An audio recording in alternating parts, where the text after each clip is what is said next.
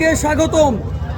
আজকে আমাদের উপজেলার একটা সিনেমা হলে সিঙ্গেল স্ক্রিনে আমি শাকিব খানের, সুপারস্টার শাকিব খানের বর্তমানে যে ছবিটি খুবই ভাইরাল এবং যে ছবিটি নিয়ে খুবই আলোচনা হচ্ছে, যাকে বলা হচ্ছে শাকিব খানের জীবনের সবচেয়ে ভালো ছবি, এই ছবিটা তুফান ছবি দেখার জন্য এসেছি। কিছুক্ষণ পরে আমি হলের ভিতরে যাব। আমি আপনাদেরকে চেষ্টা করব রিয়েল রিয়াকশন দেওয়ার জন্য। আমাদের এখানে এখন একটা শো ভাঙছে, একটা শো শেষ হলো, নতুন আরেকটা শো হবে। আমি অল্প কিছুক্ষণের মধ্যে হলে যাব এবং আপনাদেরকে দেখানোর চেষ্টা করব যে কেমন সিনেমাটা আসলে হয়েছে, একদম রিয়েল এক্সপ্রেশন দিয়ে দেখানোর চেষ্টা করবো। আমার পাশে এখানে টিকিট কাটার জন্য প্রায় 100 মানুষ অপেক্ষা করছে, অনেক ভিড়।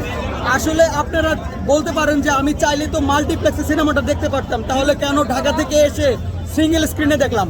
এর মূল উদ্দেশ্য হচ্ছে সিঙ্গেল স্ক্রিনের সিনেমা দেখার মজাই আলাদা।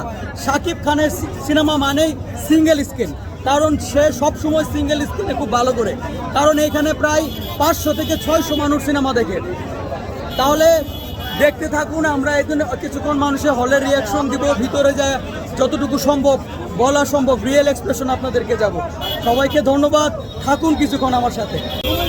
এই মাত্র তুফান দেখে বেরোলাম, একটু আগে আমি তুফান দেখে শেষ করেছি এই সিনেমা হলে। মোটামুটি ভালো ধরনের কাহিনী আমি পেয়েছি এবং মজা পেয়েছি, কিন্তু দুঃখের বিষয় হচ্ছে আমাদের যে হল সেটা হচ্ছে মেলান্দহের অন্তরা সিনেমা হল। এই সিনেমা হলের যে প্রজেকশন সিস্টেম, এই সিস্টেমের জন্য সিনেমার যে আসল মজাটা সেটা আমি পাইনি। আমি বিশ্বাস করি আমার সাথে যারা দর্শক ছিল, এই দর্শকবৃন্দ যারা ছিল, আমার মনে হয় তারাও এই প্রজেকশন সিস্টেমের জন্য আসল মজা পায় না। আমি একজনকে জিজ্ঞেস করি, ভাই এই যে ভাই সিনেমা যে দেখলেন, এই সিনেমার যে প্রজেকশন সিস্টেমটা কেমন ছিল?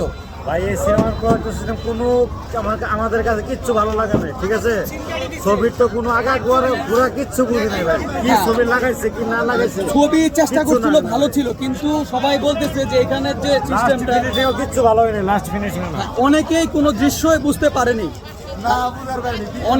অনেকেই বিশেষ বুঝতে পারেনি, কারণ খুবই বাজে দেখা গিয়েছে এখানে। ঠিক আছে, সবাইকে ধন্যবাদ আমার সাথে থাকার জন্য। হ্যাঁ, গুড নাইট।